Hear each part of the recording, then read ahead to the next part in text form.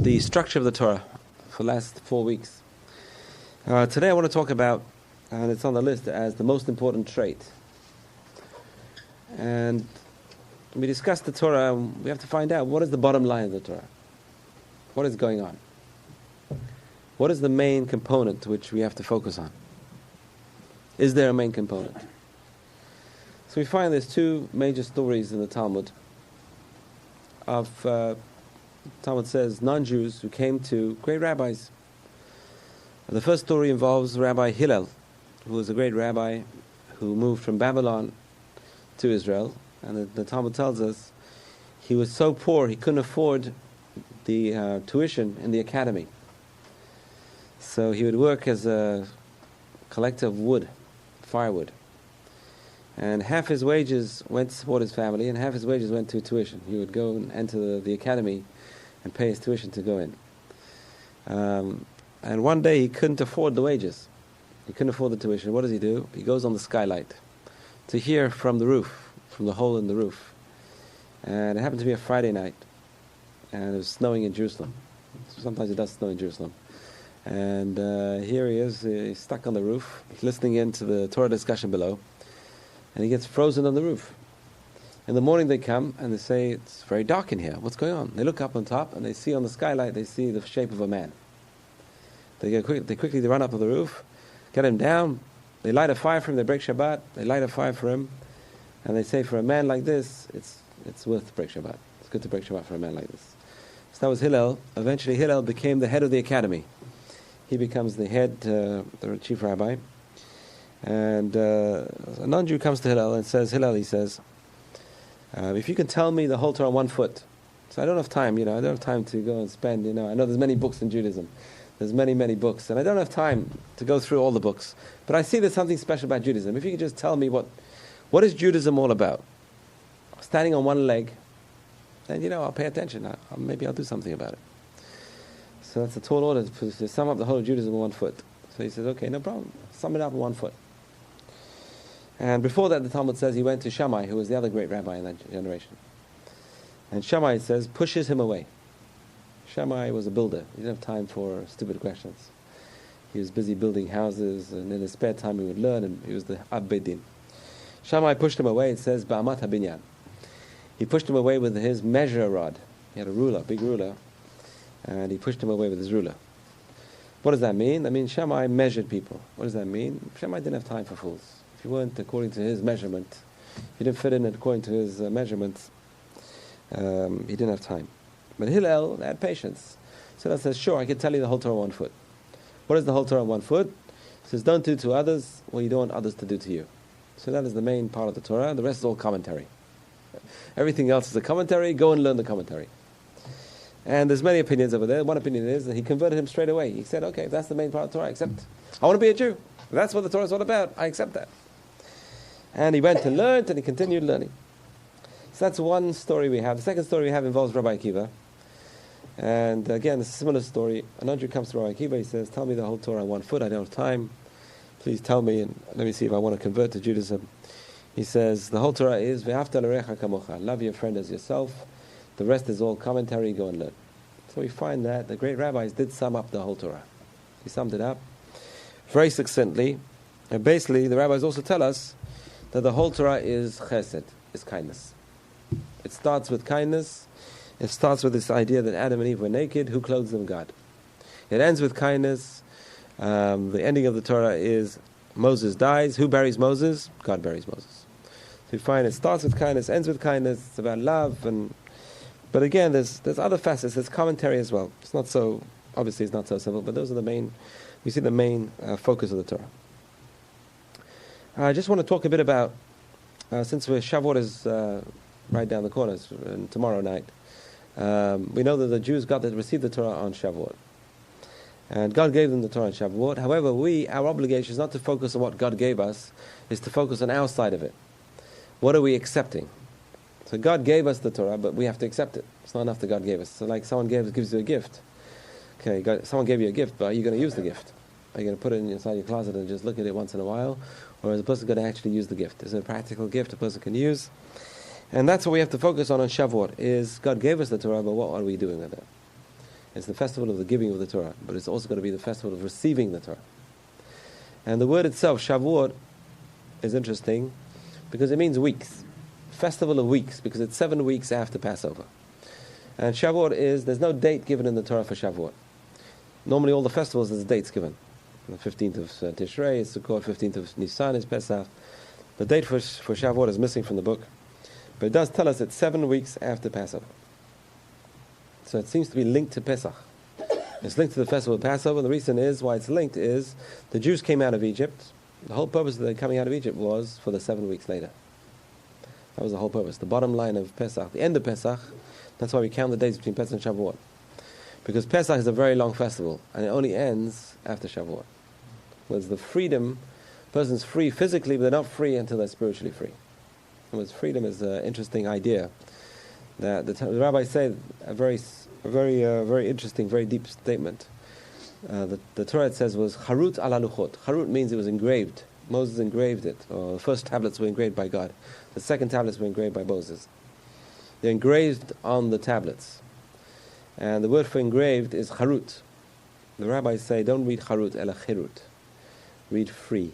Chirut means free. There's a political party in Israel called Chirut, which means freedom. It says, who is truly free? A person who accepts the Torah. What does that mean? That means even though we think we're free, we're not really free. We're driven by all our drives. All the drives, all the desires won't leave a person alone. And the rabbis say a person has 100, they want 200. A person has 200, they want 400, and so on and so forth. So the drives won't leave a person alone. Only a person who's truly free from their drives is the person who accepts the Torah. And he's truly free from the drives. That's true freedom. That's something which we're working towards, is true freedom. And it's interesting, we think that a person who doesn't accept God is more free than the person who accepts God. The truth is the other way around. The person who accepts God is truly free of their own ego even. Because how does a person free themselves from themselves? The ego can be good and bad, but we've got to free ourselves from the bad parts of our ego. And a person who accepts God can free themselves. A person who doesn't accept it cannot free themselves. But that's one of the aspects of Shavuot. But let's go back to the name of Shavuot. So it literally means weeks. But there's something deeper than that going on. Because it says 7 weeks. And the word for 7 is Sheva. And the word for week is Shavua, which is also linked to 7. So really it's 7 sevens, which is 49, which is how many days there are. We find it's interesting in the story of Abraham. We find Abraham is bothered by the Philistines. The word Palestinian came from the word Philistines. Nothing's changed much. He's bothered by the Philistines. And eventually they make a peace treaty. And they make the peace treaty with 7 goats.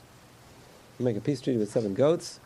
And because of the number 7, they call the name of the place they made the peace treaty in Be'er Sheva. If you go to Israel today in the Negev, there's a town called Be'er Sheva. It's named after this peace treaty. So it's called Be'er Sheva, which is the well of 7. 7 what? 7 goats. So one of the commentaries on the Torah says over there, when you see the number 7, you've got to start thinking. What do you think of?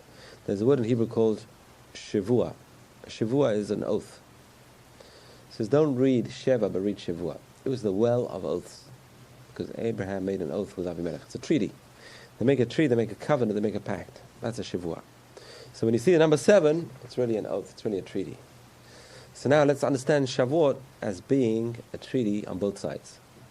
The rabbis say God took an oath, he won't substitute the people of Israel with any other people, however bad they are. And sometimes they're pretty bad. We find the prophet Hosea. If you look it up in the book of prophets, you'll find Hosea the prophet.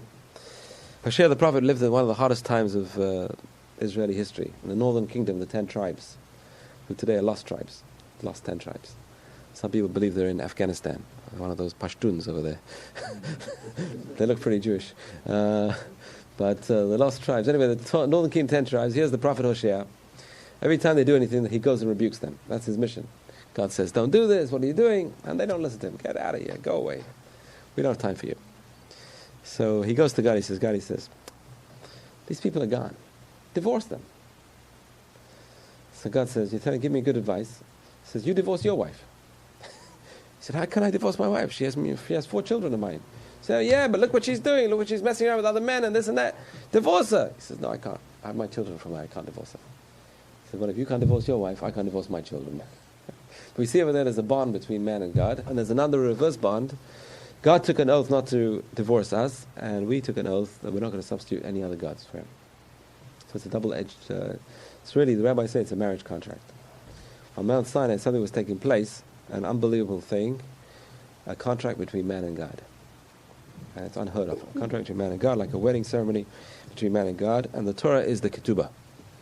The ketubah is the marriage document. What's in the marriage document? The two parties commit themselves to certain understandings, and that's what the Torah is all about. It's a commitment to certain understandings. We have to do certain things, and God says, I'll do certain things. So the marriage document is the Torah on a higher level. And some people have a custom of on Shavuot of reading a marriage contract between man and God. They actually have a ketubah. It's the old custom of the synagogue was a ketubah, to read a ketubah in Ladino. They were reading Ladino, and it took just too long. It was just way too long. But no one understood what was going on. But we had that custom maybe 10 years ago. There was an old man who was 93. He came from Salonika, and he would read the ketubah in Ladino. So that's interesting. But that's the idea. The idea is the contract. Shavuot is the contract. It's the oath. It's the binding oath between man and God. And as part of that oath, we have a commitment. We have to live to our commitments. And part of our commitments is to accept the Torah. Now, how does a person accept the Torah? It's very easy to say, come along and say, I accept the Torah. Give me the book, thank you. And you see this in many bar mitzvahs. The bar mitzvah boy receives a chumash, the 5 books of Moses, and he accepts it, and that's it, and goodbye. And there's a beautiful story. It says a boy gets a kiddush cap and a pair of tefillin for his bar mitzvah. And after a while, he's looking around for his kiddush cap, can't find it. So he suspects the rabbi who gave him the kiddush cap robbed it. He has in the back of his mind this feeling, the rabbi gave him the kiddush cap and the tefillin, and then he gave it back to the rabbi to look after for a few minutes, and he only got back the tefillin. He didn't get back the kiddush cap. That's his feeling. I think the rabbi must have robbed it. Anyway, so many years go by, and eventually this boy is going to get married, and they're looking for a rabbi to do the wedding. So his mother says, why don't you go to the rabbi who did your bar mitzvah? So that rabbi, I'm not too sure about him. I have my suspicions. He seems to have robbed my kiddush cap. He said, no, impossible. Why don't you go and talk to him? So he goes to the rabbi, and he says, pardon me, he says, but I have my suspicions. You remember that bar mitzvah? I gave you my tefillin and my kiddush cap to look after. I only got back my tefillin. I didn't get back the kiddush cap. So the rabbi says, I can see that you never wore your tefillin before. Since your bar mitzvah, you never wore your tefillin. Why? Because I put the kiddush cap in your tefillin bag. So you see many boys, they get the books, they get the thing, they get the equipment, but you know what? It's never used. It's never been used. So that is a tough situation. So a person gets a gift. We got a gift at Sinai, but we have to use the gift. We have to know what it's about. We have to make use of that gift. Otherwise it's just sitting on the shelf. How many Jews have got a book sitting on the shelf? They never know it. They never know what's inside the book. There's a thing called the Jewish IQ quiz. The Jewish IQ quiz is, who is the mother of JC? So a Jew comes on, Mary. Who's the mother of Moses? Jew says, no, never knew, don't know. Name me 4 of the apostles. Okay. Name me 4 of the tribes of Israel. I don't know. And that's the situation today. It's unfortunate. Most Jews don't know what's in their own most holy book. And that's a very big problem which we're facing of ignorance. Total ignorance. A lot of Jews are just totally ignorant of their culture, their heritage. And that's very important. That's what we have to focus on Shavuot. That's why we have learning all night. If you want to come tomorrow night, we'll be learning till 4 o'clock in the morning, 4:30 in the morning. Learning all night. Trying a little bit of light pushes away a lot of the darkness. A little bit of learning. The learning is the most important thing. But how does a person learn?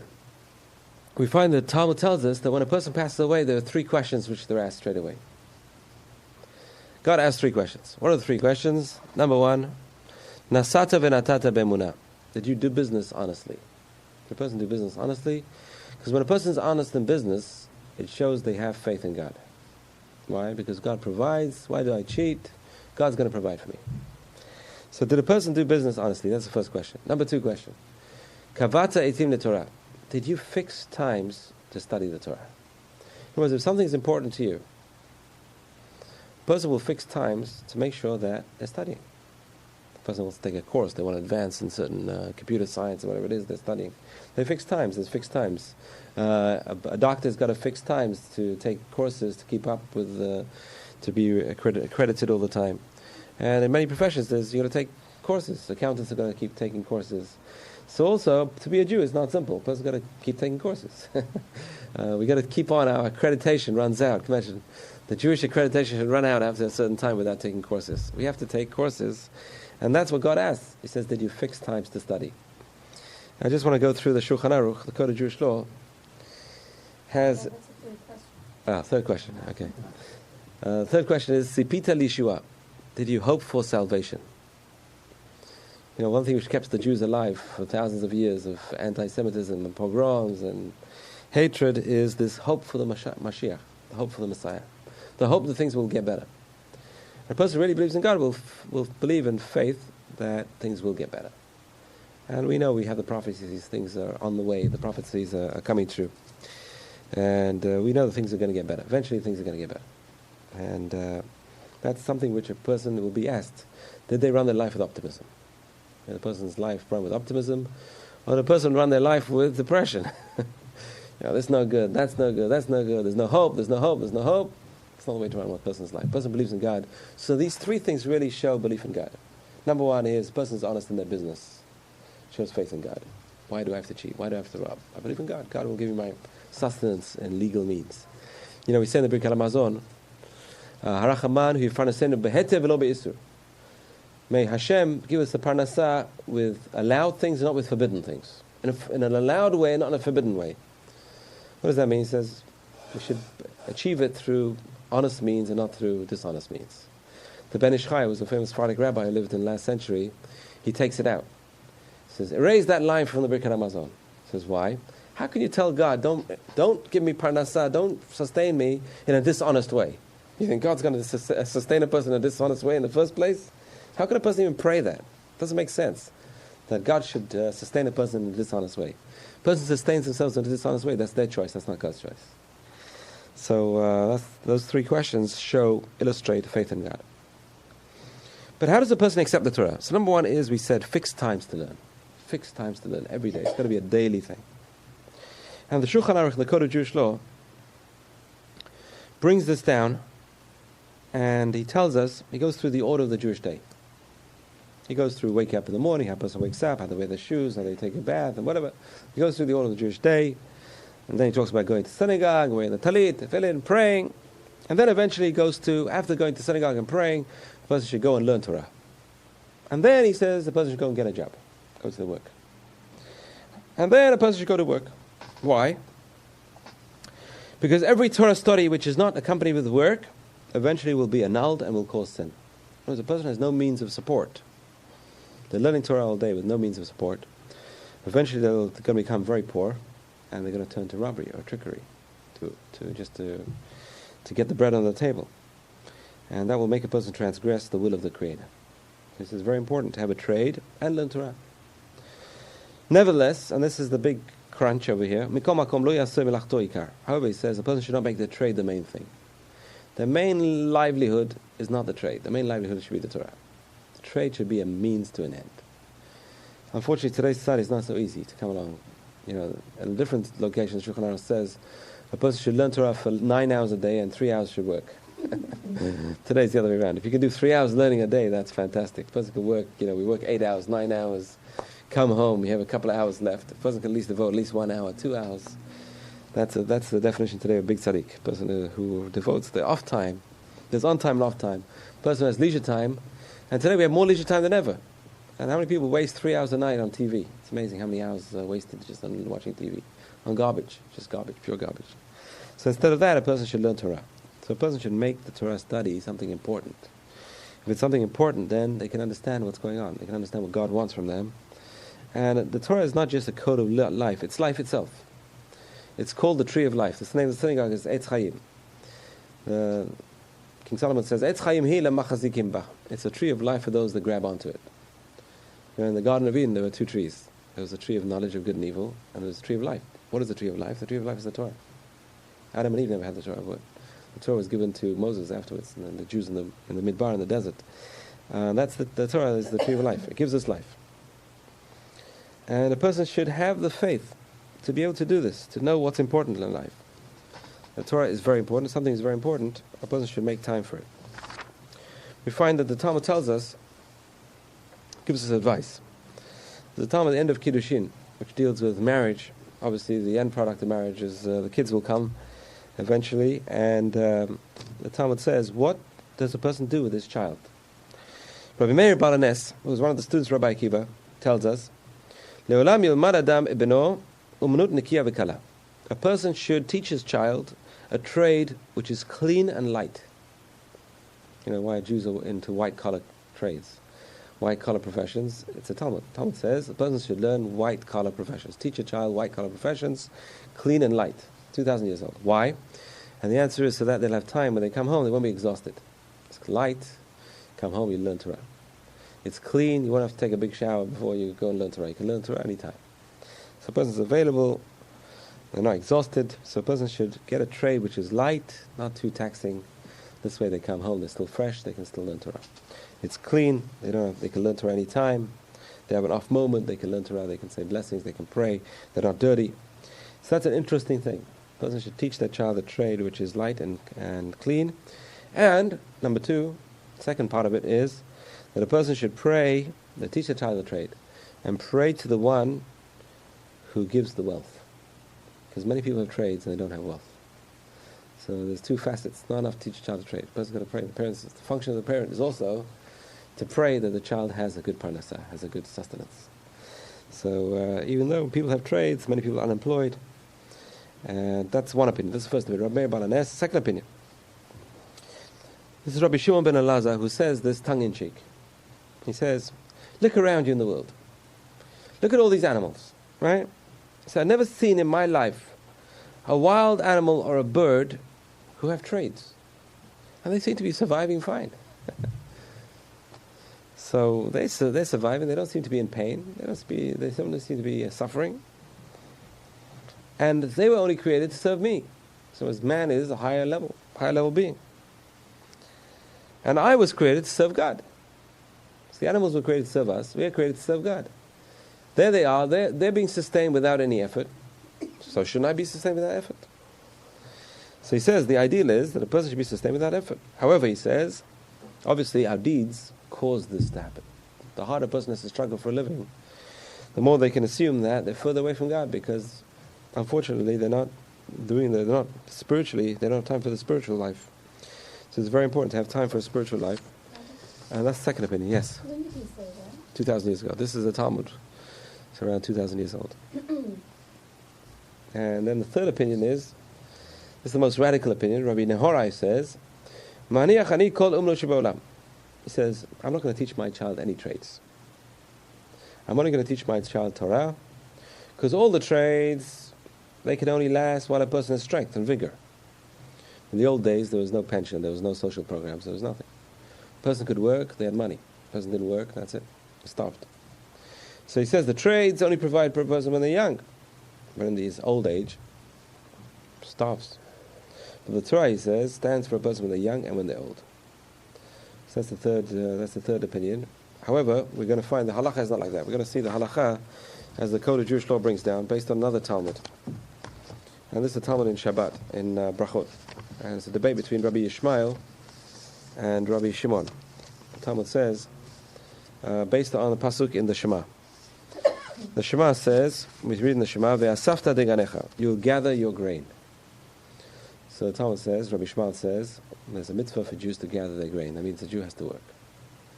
And it's impossible to survive without working. That's a blessing. The blessing is to go to work and earn a person's living. The other opinion, Rabbi Shimon Bar Yochai, who's a great Kabbalist, says, you know what?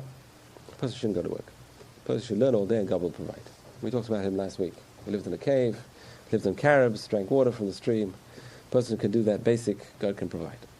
So the Talmud says, briefly it says, many people did like Rabbi Ishmael, and it worked. They learned, and they worked, and it worked. The system works. Many people did like Rabbi Shimon Bar Yochai, and it didn't work. You can't just go and sit down and learn all day. But we have to know that the Torah study is very, very important. We have to fix times to learn Torah. And we find it's a beautiful statement. And it's one of the tests of our time. The test of our time is the balance between the spiritual and the material. Especially in today's day and age where there's so much materialism. At one time there's very little materialism. People lived very simply, and the food was very simple, the bread was very, very basic. Everything was basic, there weren't any luxury items on the table. And today we're very fortunate. We have to appreciate what we have. We're very, very fortunate. We're living better than most kings lived in those days. We have to appreciate it. They never had flushing toilets, even the kings. Their bedrooms must have stunk in the night. So we have to really appreciate what we have. We have central heating, we had fires and fireplace and smoke and all that. We're very, very fortunate. We really have to appreciate what we have. But the other test of our time is to balance the spiritual and the material.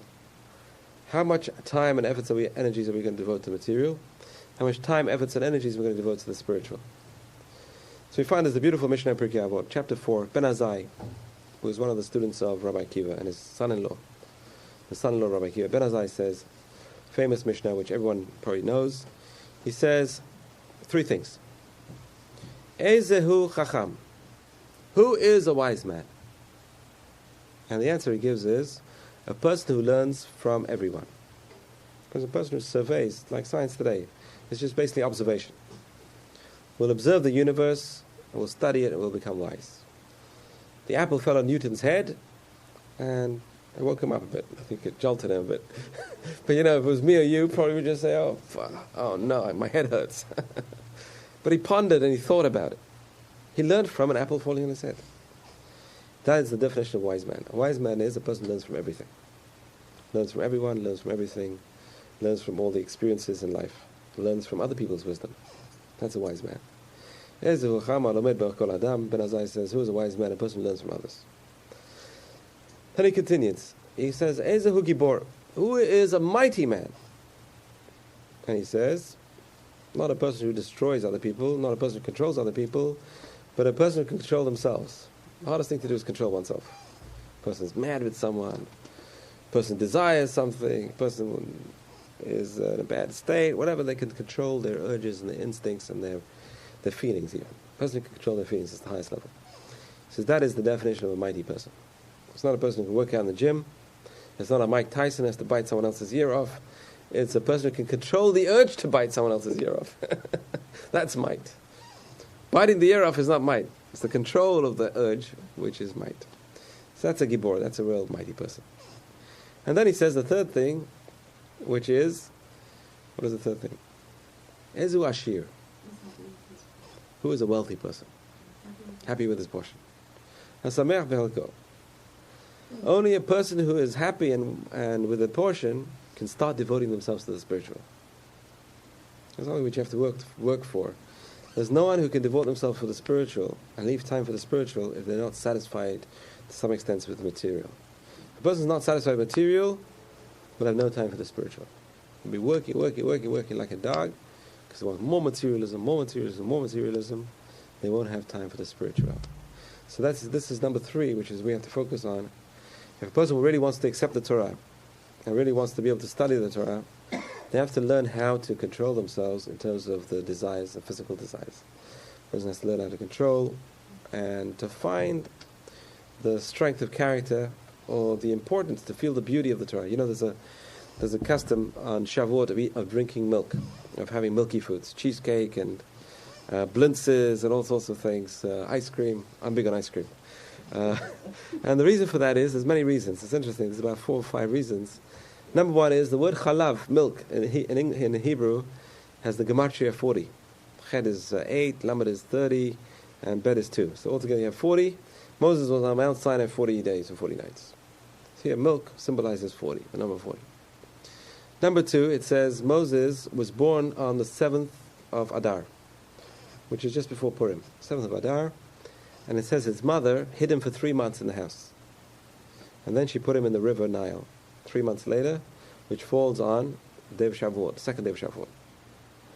And then Pharaoh's daughter comes along and takes him out and is looking for a wet nurse to feed him the milk.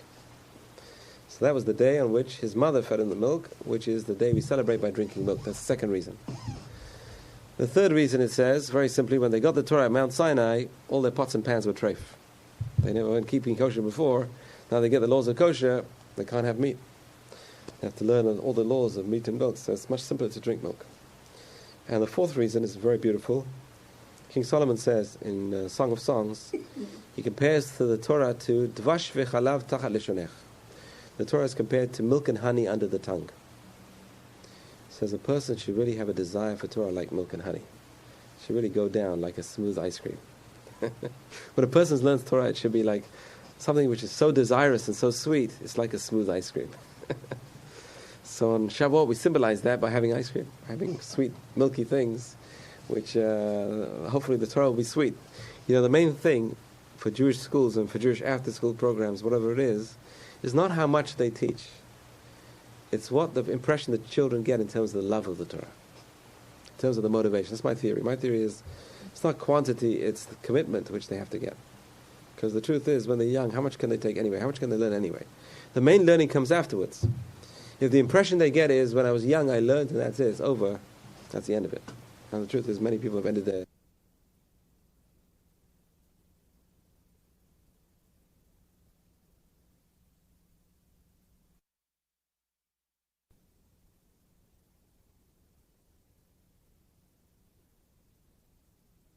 We have to learn it ourselves. We have to feel it ourselves, and the children have to express it. They have to imbibe it, and they have to feel it. That there's nothing sweeter. Learning this is sweeter than anything. And the truth is, the great rabbis, what made them great was their desire for Torah. Not just the brains and the genius, that as well.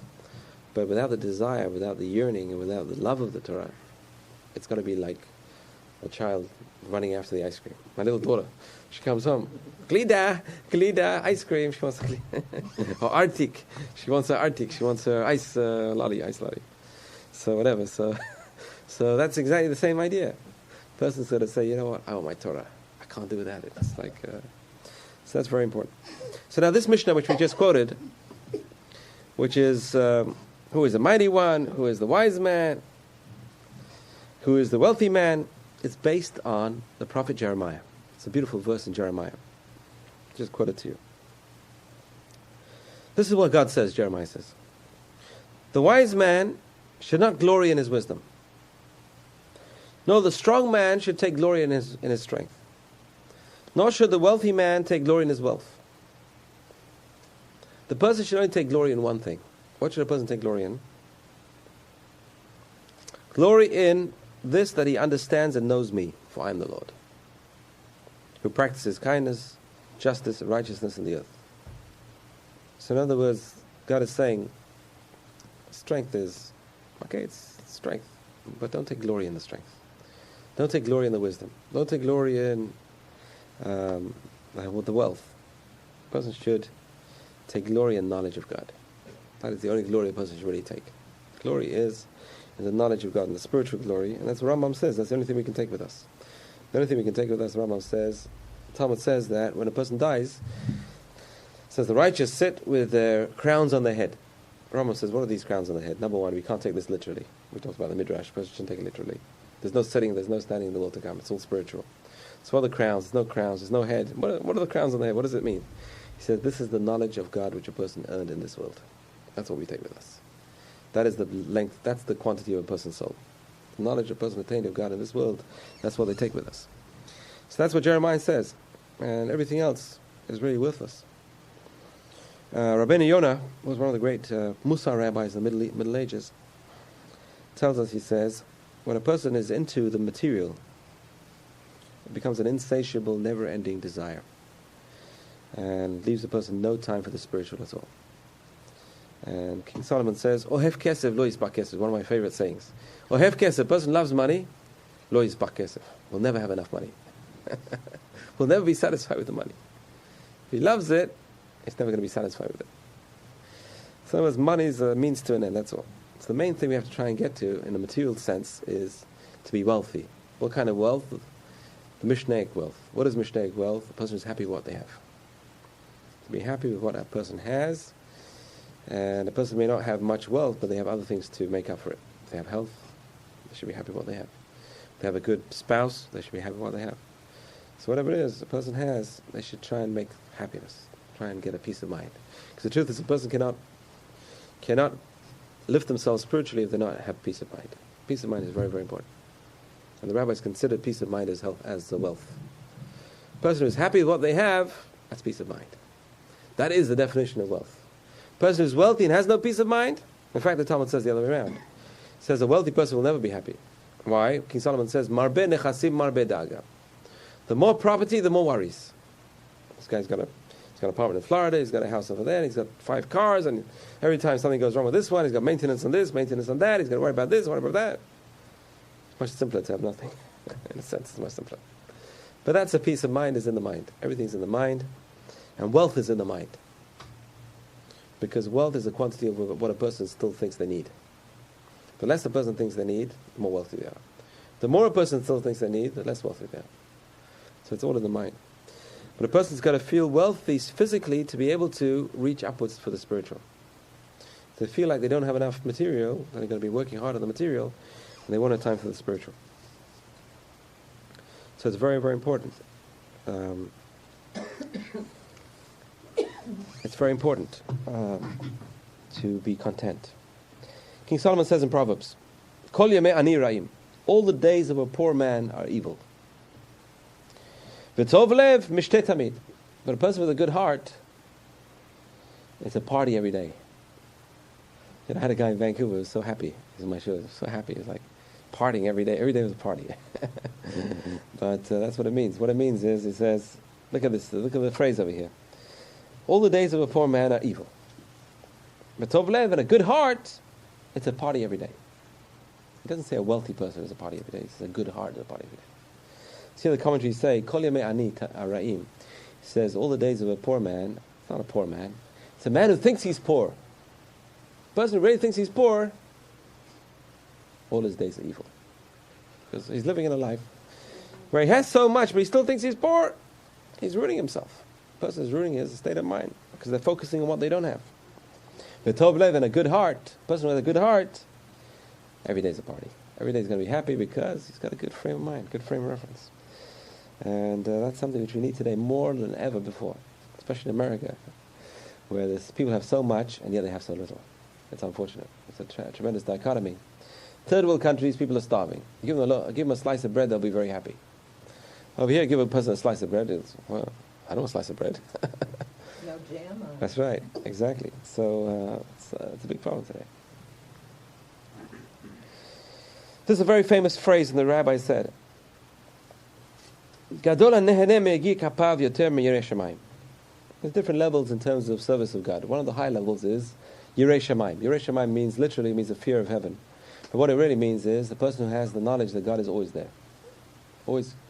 Always thinking that God is watching. God is there. God is with me all the time. Like King David says, Hashem imadi, God is with me. I'll fear no evil. God is with me. The person knows God is with them. That's the fear of God. The idea that God is with them, a person all the time. So that's a very high level. Greater than that level, the Talmud says, Rabbi Chia Bar Ami says, Gadol ha'neheneh me'yagi kapav. Greater is a person who has benefit from the work of his hands, greater than the person who has fear of God. What does that mean? It means a person who has benefit from the work of his hands.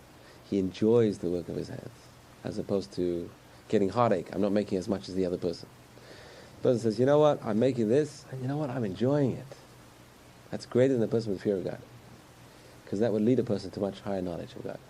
Because the person's happy with what he has. And if he's not so striving, he doesn't feel under pressure materially, he does with less, and he goes to the class, and he goes to learn, and he studies, and that's the way to go. That's the best way to go. And that's the Maggid Mishnah, who is a commentary on the Rambam. He goes into this idea as well. He says, whoever truly fears God will not engage in a pursuit after wealth, and will realize that it is all vanity, and that the fear of God is an enduring treasure. As King David says, happy is the man who fears God and walks in his ways. And then he continues, if you eat of the toil of your hands, happy will you be and it will go well with you. So if a person eats with the toil of their hands, what does that mean? They're happy eating from the toil of their hands. Their lifestyle makes them happy and content, then a person will grow spiritually. So a person who's not spiritual, is not physically satisfied, materially satisfied, will unfortunately not grow. And on Shavuot especially, we have this obligation to accept the Torah. We have to accept the Torah. How does a person accept the Torah? And the answer is, the truth is, number one is we have to know what's written in the Torah to accept it. We can't accept something we don't know anything about. It's like a person goes to buy a car. If they're really good about buying cars, they'll go and investigate every facet. They'll do research and this. I have someone in the congregation who's very good at research. You want to buy something, he has all the consumer reports, and he does his research and homework and this and that. Halavai, we do that when we get the Torah. We do the research, and we do the comparisons and the consumer reports, and we go into all the details and all the commentaries. Take a person a lifetime. And the other aspect is absorbing it, making it part of one's lifestyle, absorbing the message of the Torah, letting it permeate one's being. So a person just learns, it's just theory. It's got to permeate a person's being. And that's a lifelong task. And that's what Shavuot is all about. So we said it's an oath. It's an oath between two parties. It's an oath between man, it's an oath between God. What's interesting is there's no date in the Torah for Shavuot. We mentioned is the Torah just says it's 7 weeks after Passover. But all the other festivals, they tell us, the Torah tells us explicitly it's a date. This is the date for the festival. The 15th of Tishrei is Sukkot. The 15th of Nisan is Pesach. No date for Shavuot. So the rabbi said a beautiful idea. They say that there's no date on purpose. Because if God would have said there's a date for accepting the Torah, we'd say, okay, I'll wait. So the answer is there is no date. Why? Because every day we should accept the Torah. It should remain fresh with us. And the Code of Jewish Law brings down that at one time they had a custom of saying the 10 Commandments every day. The Rambam came along and he abolished this custom. He said it's not good to say the 10 Commandments every day. Why? Because people will think that that's all the commandments there are. A lot of Jews today think there are only 10 commandments. When they hear there's 613, they sort of fall off the chair. What? 613? What are you talking about? Yeah, 613 commandments. I said, no, 10 commandments. I saw the movie, that's it. But there's nothing else in the movie, that's it, 10 commandments. So that's where they get the knowledge from. So you got to read the book. So 10 commandments, 613 commandments. So it's very important to realize that every day is Matan Torah. Every day we have to receive the Torah anew. And it has to be fresh in our eyes. It's like a relationship. A person who's been married for many years will know that it's hard to keep the relationships fresh. One of the greatest gifts is a marriage where the relationship is fresh. It's the greatest gift. We have a couple over here in our shul who's married 60 years. 60 years, I think. 60, and they walk around hand in hand like they're in love. It's amazing. And we have to take an example from them, how they keep their marriage fresh and they're still in love like day one. It's like, and that's how a relationship without Torah. That's the relationship without God. We have to have the relationship still fresh. And that's one of the advantages of being a Baal Teshuvah. A person is a Baal Teshuvah, a person who's starting afresh, who's starting to learn Torah, is much fresher and much more exciting than a person who's been there and done it. It's much easier to start anew than to keep on doing it, renewing and keep on going. It's much easier to just get married than celebrate the 50th anniversary. Because it's fresh and it's beautiful and you've never done this before and it's exciting. So we have to try and keep that excitement alive. That's the hard part. The hard part is trying to keep the excitement alive. But accept the Torah and keep the excitement alive and renew the bonds and with the same enthusiasm. And the truth is, it should be a greater enthusiasm. Because the person who's tasted and seen the lifestyle, but again, a person's got to compare the lifestyles. And sometimes they forget what the previous lifestyle was like. I know people who come and visited for Shabbat say this is amazing. They've never seen anything like it. They've never tasted anything like it. Just sitting around the table with all the kids and eating the food and singing the songs and the cheer, and there's no other lifestyle like that. So we have to appreciate. We don't appreciate what we have. We have to appreciate what we have, and that's the message really of Shavuot: is appreciate what we have, to accept the Torah. The heroine of Shavuot. We have a heroine of Shavuot. Who's the heroine of Shavuot? It's the book of Ruth. We read the book of Ruth on Shavuot. So Ruth, the Talmud tells us, we all know the story. It's the book of Ruth. She was a convert to Judaism. And the name Ruth is interesting, has an interesting gematria. The gematria of the book of Ruth is 606. Reish, Vav, Taf. Reish is 200, Vav is 6, and Taf is 400. The gematria is 606. Why is 606? Because we know there are 7 Noahide laws, and she added 606 more to make 613. So her name adds up to 613. 606 plus the 7 she had before, so you come to 613 mitzvot. So she wanted to get to 613 mitzvot, so that's where the name Ruth came from. It's amazing. The name Ruth, 606 plus the 7 she had before, the 630 mitzvot. But why do we need to read the book of Ruth? Because we have to realize that on Shavuot we all converted. Judaism started on Shavuot. Before Shavuot there was no Torah. There's no Torah, there's no Judaism. They were the Hebrews, they were the Bnei Israel, they were the children of Jacob. But they didn't have any special moral code to share with the world. There was nothing special about them. They were slaves, ex-slaves from Egypt. There's many ex-slaves from Egypt. But there's nothing special. What made them special was the Torah. The Torah makes the Jew special. That's the speciality. That is the secret.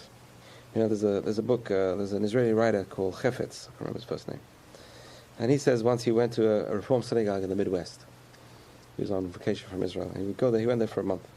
And he saw a nice Gentile couple coming to the synagogue every day. Then one day they dropped out. So he sees them on the street. He says, I'm missing you at the synagogue. How come you don't come anymore? They said, you Jews are so mean. You didn't tell us the secret. What? What secret? The secret of your success. We're trying to find out why you guys so successful. So, wait a minute, 60. So yeah, people think there is a secret of Jewish success. The truth is there is a secret. The answer is the Torah. The Torah is the secret of the Jewish success. Because it's a code of living, which is a healthy mode of life. It's a very healthy mode of life. It's a very giving mode of life. It's a very focused mode of life, and which is really a key to success. A person can control themselves. Obviously, that itself is a key to success. A person can control their passions in different ways. Won't self-destruct. Many people around us self-destruct. They earn success and then they self-destruct. So Judaism tells us how not to self-destruct. And the truth is, and this is also a very key, important idea of Judaism. There's an Eshet Torah seminar called Discovery Seminar. And they have over there, one of the courses is the 5 levels of pleasure. And this is very, very important to know that most people don't associate Judaism with pleasure. Most people you talk to say, why do you come to synagogue services? They say, wow, boring, terrible, disgusting. They don't associate Judaism with pleasure. Unfortunate, because the truth is, the whole bottom line of Judaism is how to give a person maximum pleasure without self-destructing. It's interesting. There's an art to enjoying life. There's an art to it. And we see so many people who think they're enjoying life, but really destroying themselves. A lot of people think driving a fast motorbike, just go down the road to Harley Davidson down the street. I think that's life. That is enjoying life. The Torah teaches us how to enjoy life without destroying ourselves. Not only that, without destroying, but also giving us more meaning. And the truth is, that's the most enjoyable part of life. The most enjoyable part of life is to live life with meaning and purpose. People don't realize that. There has to be meaning and there has to be purpose. That's why people turn to alcohol, they turn to drugs. Because there's no meaning, there's no purpose. What are they living for? So that's number one. Number two is family. Judaism, the stress on the family. We are called B'nai Yisrael, the children of Israel. Why? Because the Torah is telling us how important family is. Forefathers, we still talk about our forefathers. Community. The stress on the community, the Bet Knesset. The synagogue, which is the house of meaning. The stress on community. The stress on values. These are the important things. Which is really the bottom line. All these are parts of what the Torah stands for. So the Torah comes from the word or, light. Or the Torah comes from the word moreh, which is a teacher. It's teachings. Basically, it's teachings of life. How to run one's life. How to run one's life in a threefold way. And we're going to continue with this next week. The idea of the threefold path. And that is the idea which is implied by the Magen David, which we're going to talk about next week. Which is the 2 triangles. The 2 triangles implied as a threefold path between man and God, man, and between one and oneself. Internal, external, upside. And so there's the 3 facets of our existence which we have to perfect. And that's what the Torah is all about. It's teaching us how to improve our relationships with other men, with our God, and with ourselves. Those 3 aspects which really cover the bottom line. So hopefully we'll all accept the Torah, make the Torah part of our lives, and bring it into our lives as much as we can, immerse ourselves in it. Just want to end off with this thought. We're talking about the idea of how a person should be happy with what they have. How does a person find satisfaction? And this is a very important idea. There's an interesting story in the Talmud in Shabbat about King David. We all know the story of King David, David and Bathsheba. David and Bathsheba. And the Talmud gives us a nice story and tells us, we know the beginning of the Amidah, the Shemona Esrei, the 18 prayer blessing, which we stand up in the synagogue and we pray in silence. It starts off with the words, God of our fathers, Abraham, Isaac, and Jacob. And so the story goes like this. God has a conversation with King David. And King David has a question. He says, God, he says, how come in the Amidah it says God of Abraham, Isaac, and Jacob? Why doesn't it say God of David? Where's my name? Why aren't I there in the big lights in the heading over there? So God tells David, he says, listen, he says, the forefathers withstood temptations. I gave them, I tested them. They passed their test. So David says, okay, so test me. I'll pass my test. So God says, okay, I'll test you. And then your test is going to be a beautiful woman, by the way. He told him his test. So I'm going to give you an edge on the others. The others didn't know their test. I'm going to tell you your test. So David says, no problem. Test me. Believe me, there's no problem at all. I'll pass this test. Just put my name in the Amidah. Make sure my name's over there. So we all know the rest of the story, and he failed miserably. But why did he fail? How did he fail? So Thomas has an interesting idea. Thomas says he realized this was his test, so he went to satisfy himself with his wives. He tried to satisfy himself, so he won't think about other women. He'll satisfy himself with his wives. So the Talmud says, over the bottom line of the Talmud it says, the more a person tries to satisfy themselves, the more they want desire. And this, Rabbi Dessler says, applies to everything in life. The more a person tries to satisfy themselves with food, the more they desire food. The more they try and satisfy themselves with drink, the more they want to drink.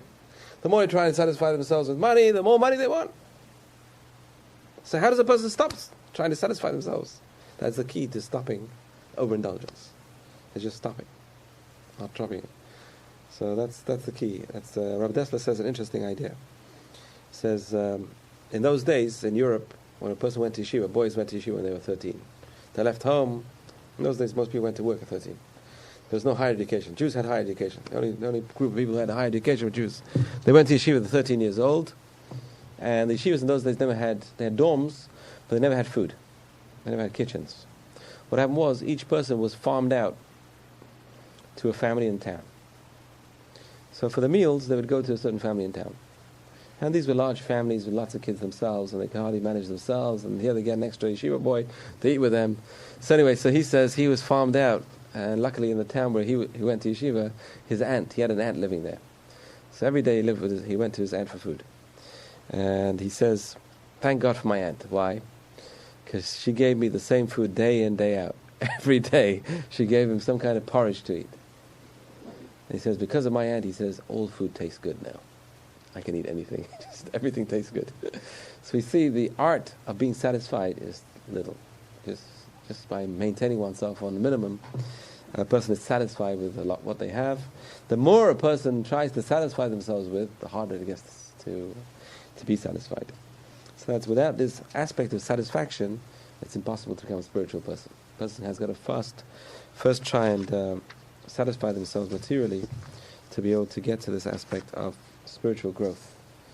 And that's one of the ironies of life, that the more one has, the less one has. It could be sometimes. Okay, so we'll stop here and wish you all a Chag Sameach and happy holidays. Yes. More lectures in this. We have 3 more. Yeah, this is number 5. Today was number 5. Any other questions? No? Okay, stop here. What time are you going to be here